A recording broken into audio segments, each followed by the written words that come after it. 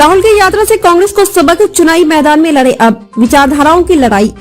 भारत जोड़ो यात्रा इसी महीने श्रीनगर में समाप्त होने वाली है। कांग्रेस इस बात पर जोर दे रही है कि यह यात्रा राजनीतिक नहीं बल्कि विचारधाराओं की लड़ाई है। यहाँ तक कि राहुल गांधी भी जोर देकर कहते रहे कि यह भाजपा आरएसएस के साथ एक वैचारिक लड़ाई है। भारत जोड़ो यात्रा इसी महीने श्रीनगर में समाप्त होने वाली है। कांग्रेस इस बात पर जोर दे रही है कि इस यात्रा राजनीतिक नहीं बल्कि विचारधाराओं की लड़ाई है।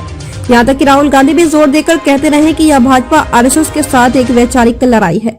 लेकिन बड़ा सवाल यह है कि क्या यह यात्रा वोटों में तब्दील हो पाएगी। कांग्रेस का कहना है कि इसके प्रभाव का आकलन करना होगा। पिछले 2 आम चुनावों में कांग्रेस अब तक के सबसे खराब प्रदर्शन के साथ हारी है।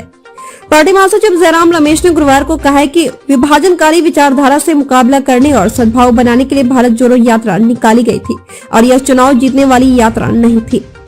उन्होंने कहा, मुझे लगता है कि हमें देर हो गई क्योंकि हमारा ध्यान चुनाव पर ज्यादा था और इस यात्रा को पहले ही निकाल लेना चाहिए था क्योंकि यह विचारधारा की लड़ाई है और आरएसएस द्वारा फैलाई गई नफरत के जहर को बेअसर करने में सालों लग सकते हैं।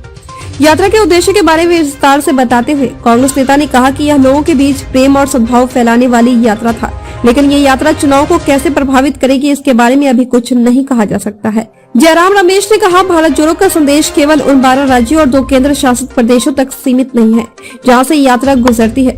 कई राज्य स्तरीय यात्राओं की घोषणा पहले ही की जा चुकी है और आगामी हाथ से हाथ जोड़ो अभियान भारत जोड़ो के संदेश को हर भारतीय के घर तक ले जाएगा। पार्टी संभावित सहयोगियों तक भी पहुंच बना रही है। हमने उत्तर प्रदेश में पार्टी ने समाजवादी पार्टी, बहुजन समाज पार्टी और राष्ट्रीय लोकदल और यहाँ तक कि राम मंदिर समिति को भी लिखी।